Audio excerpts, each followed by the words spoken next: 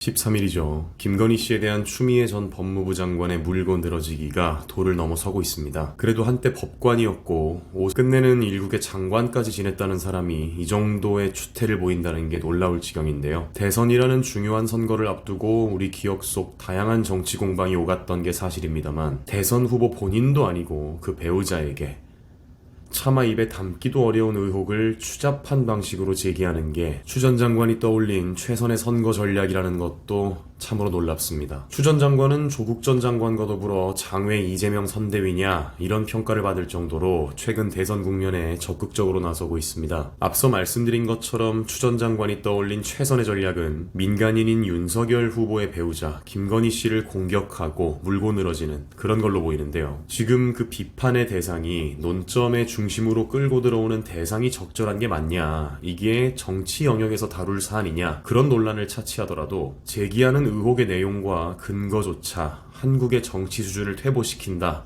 이런 평가가 나올 지경입니다. 민주당 내부에서도 부끄러울 지경이다, 이런 반응이 나오기 시작한 추 전 장관의 폭주, 살펴보는 시간 함께 하시죠.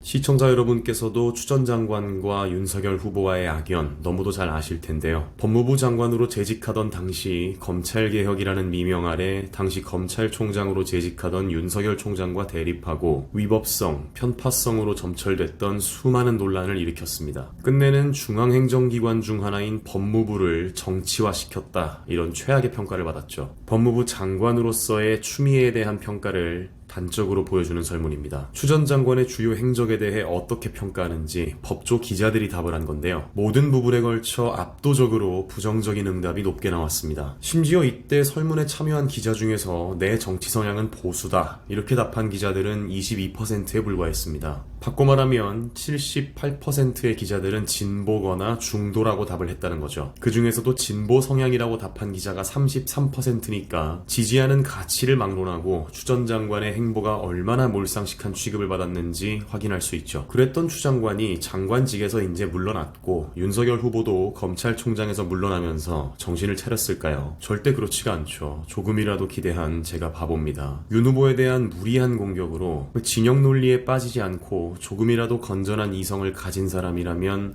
눈살을 찌푸릴 만큼 너무나 무리한 공격들을 윤석열 당시 검찰총장에게 함으로써 윤석열을 대선 후보로 만든 1등 공신은 누구도 아닌 추미애다, 이런 비아냥까지 받는 추 전 장관답게 공격을 멈추기는커녕 점점 더 그 수위를 높여갔는데요. 거듭되는 김건희 씨에 대한 무리한 요구, 차마 입에 담기도 힘든 그 내용 때문에 드디어는 같은 민주당 내에서도 비판의 목소리가 나오기 시작한 겁니다. 하헌기 민주당 청년대변인은 김건희 씨에게 이런 식으로 공격하는 건 부적절하고 사과해야 할 것이다, 이렇게 말을 했고, 이상민 민주당 의원은 이런 추 장관의 행보가 선거에 도움이 되냐, 이런 관점에서 본다면 백해무익하다, 이렇게 평가했습니다. 특히나 이번 선거에서 무엇보다도 정권 교체에 대한 국민 열망이 강하게 나타난다는 점, 또 이재명 후보는 기존 민주당 내에 영향력 있는 세력 형성을 해내지 못했다, 이 두 가지 점에서 전통적인 민주당 지지층의 표를 수성해내는 것보다도 중도층을 효과적으로 흡수하는 것이 민주당과 이재명 후보에게는 절실한 상황인데요. 그런 와중에 윤석열을 대선 후보로 끌어올렸다, 이런 평가를 받는 추 전 장관의 이런 추태,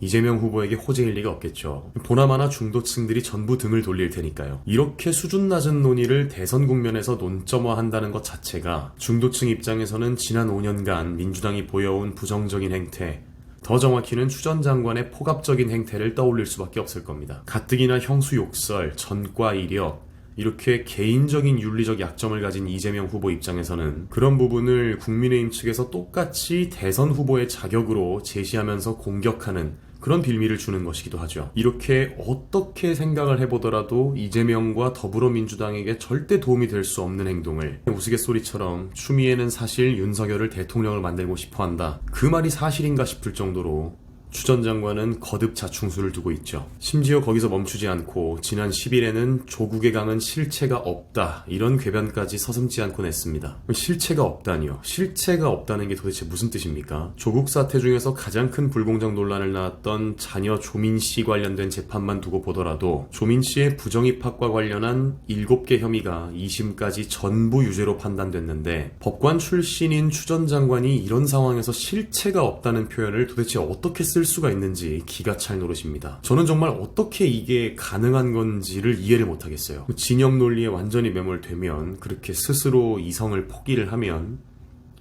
사람을 살리고 사회를 바꾸는 정치가 아니라 사람을 죽이고 사회를 분열시키는 정치를 하는 사람에게는 아마 가능한 일인가 봅니다. 추 전 장관의 무지막지한 공세가 계속될수록 거꾸로 윤석열 후보의 경쟁력은 올라가는 것 같습니다.